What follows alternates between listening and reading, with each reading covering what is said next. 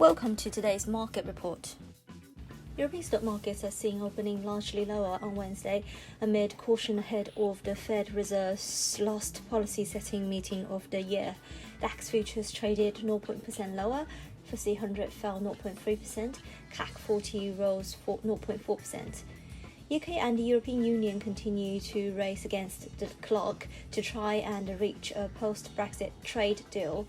Chief EU Brexit negotiator Michel Barnier has said that he sees a narrow path towards a deal if both sides resolve their differences.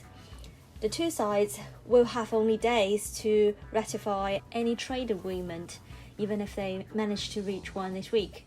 Meanwhile, Italy announced plans to impose new restrictions during the holiday season to try and avoid a third devastating wave of the coronavirus, joining the likes of Germany, the Netherlands and the UK in tightening restrictive measures during the festive period.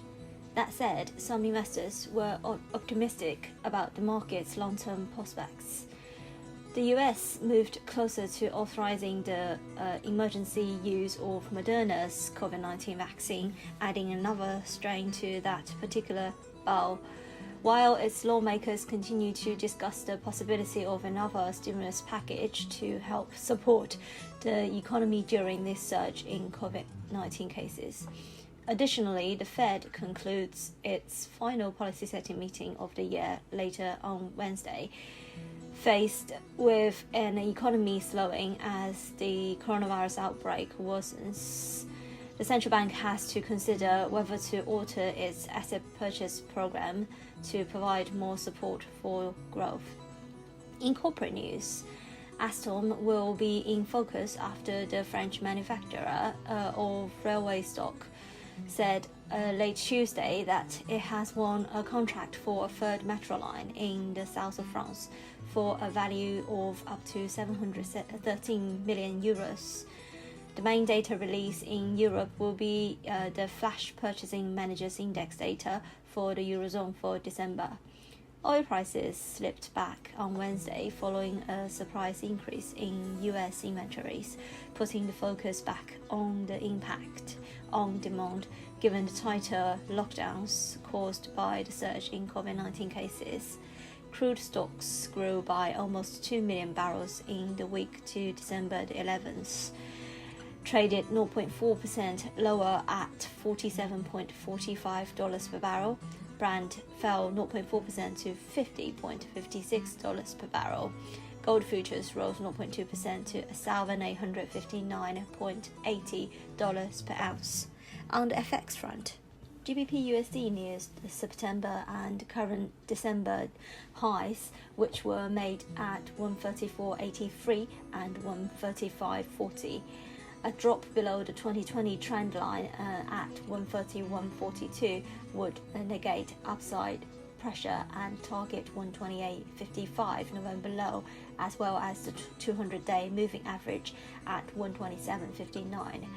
European Commission President Ursula von der Leyen has said there is now a path to a Brexit agreement. Von der Leyen adds that the path is narrow, that the EU and the UK have a way forward on most issues, and that the next days will be decisive. Even the risk of no deal is still very high. Economists at ABN AMRO doubt such a scenario would last long. A deal would likely to be concluded in the course of 2021. However, Brexit will inflict significant damage on the UK economy. The bank expects the productive capacity of the UK economy to be 5% lower over time than if it had remained an EU member. The UK Consumer Prices Index 12-month rate came in at 0.3% in November when compared to 0.7% booked in October, while missing expectations of a 0.6% print. The cable pair kept its bid tone intact while flirting with day highs near 134.70, awaiting manufacturing and services PMI coming out soon. Euro-dollar rose 0.2% to 121.70, trading near a 2.5-year high of 121.77 touched on Monday. The flash version of the German manufacturing PMI unexpectedly rose to 58.6 in December.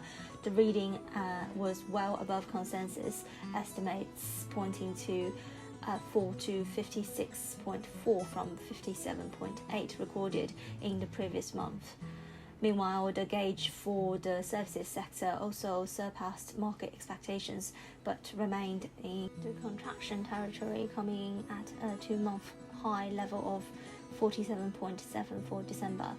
The euro-dollar pair is treading water above 121.50, awaiting the US stimulus updates and the FOMC decision for fresh trading direction. The dollar index was at 90.317, whilst the dollar yen was at 103.44. This is today's market news. Thanks for listening. We'll see you next time.